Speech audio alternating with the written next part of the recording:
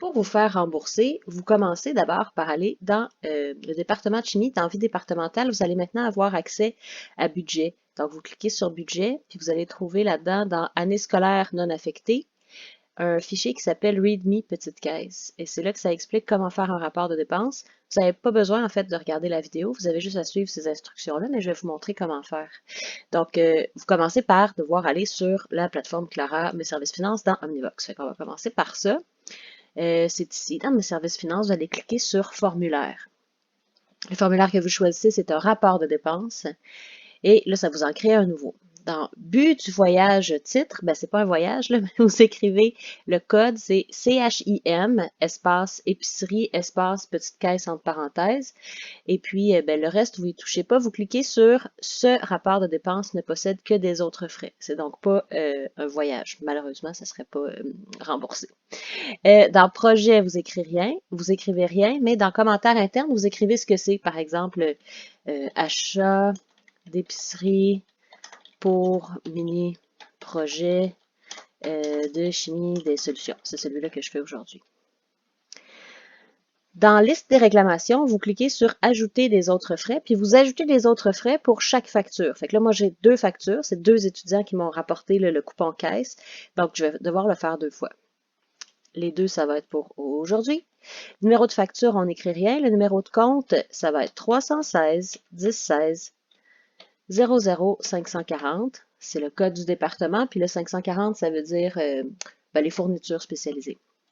Dans le détail, vous écrivez ce que chacune des factures comporte.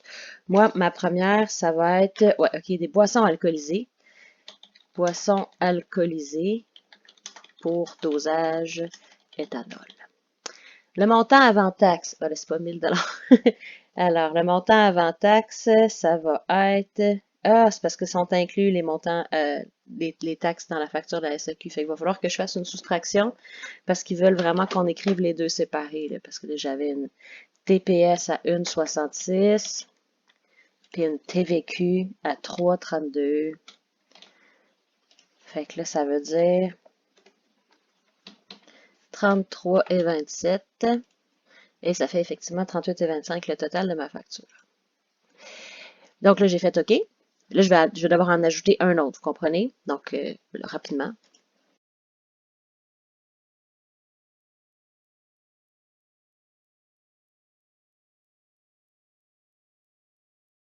On voit que mes deux factures sont rentrées ici. Maintenant, ce que je vais aller faire, c'est que je vais aller cliquer sur Enregistrer. Donc, ici, enregistrer le brouillon avant de continuer. Là, vous allez voir, ça vous le fait apparaître avec son numéro. Là. Ben, dans le fond, je peux tout de suite me noter le numéro du rapport de dépenses. Je l'écris sur la feuille sur laquelle je vais coller mes deux factures. Si j'avais plusieurs factures, je pourrais avoir plus qu'une page blanche. Là, mais là, ils sont rentrés une à côté de l'autre. Je les ai juste collés avec du papier collant. Alors, c'est RPD 2021 00 422. Page 1 de 1. Parce que, ben, il y avait juste une page. Là, ce que je vais faire, c'est que je vais faire une petite pause parce que je vais devoir numériser mon document sur lequel je viens d'écrire mon numéro de rapport de dépenses parce que je vais devoir ajouter la copie électronique de mon document. Donc, je fais ça tout de suite. Je le scanne avec mon téléphone.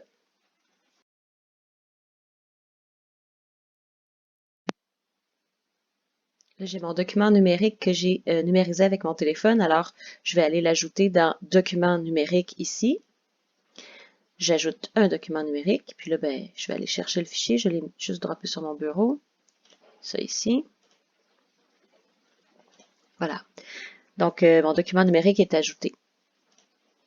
Je vais faire fermer, puis là, je vais aller le soumettre. Soumettre tout mon truc. Alors, je vérifie que tout est là. Ouais, c'est bon. Ça, c'est tout correct. Le numéro de compte est correct. J'ai mis toutes mes affaires. Donc, il reste juste à rentrer le responsable budgétaire.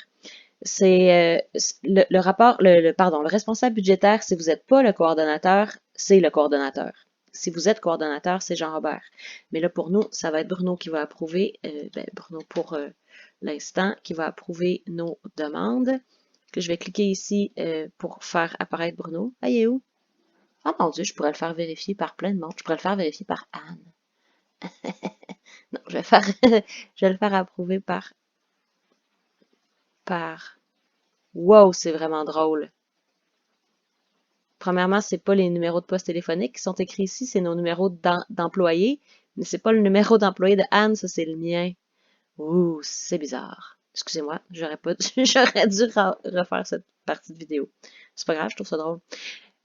Donc là, j'ai mis Bruno ici, et puis là, c'est tout. Fait que là, c'est le moment critique. Je vais soumettre. Puis peut-être que, oui, oui, c'est ça, il est plus modifiable, donc c'est ça, c'est critique. Voilà. Alors oui, on imprime le relevé. Là, je vais juste le sauvegarder sur mon bureau. Je peux enlever le rapport de dépenses au début. De toute façon, les lettres RDP, c'est ça que ça veut dire. Je vais rajouter un underscore facture à la fin. Là, j'enregistre ça sur mon bureau, mais je ne le laisserai pas là. Ben, je vais l'imprimer déjà, donc oui, je vais l'imprimer physiquement, là, mais je vais aussi aller le mettre dans notre SharePoint. Alors, dans l'année scolaire 2021, je vais juste le glisser, puis je vais le déposer dans l'année scolaire. Là, il va probablement pas apparaître dans la bonne année. Là, il va falloir que j'aille changer les paramètres. Fait que, ah non, j'ai réussi. Si jamais vous l'échappez puis il tombe pas dans la bonne année, puis il tombe ici, vous avez juste à aller, ben regardez par exemple, il y en a ici qui sont pas à bonne place. Bon, je vais m'en mêler un peu là. Donc, on va juste aller cliquer sur les trois petits points dans plus puis dans propriété.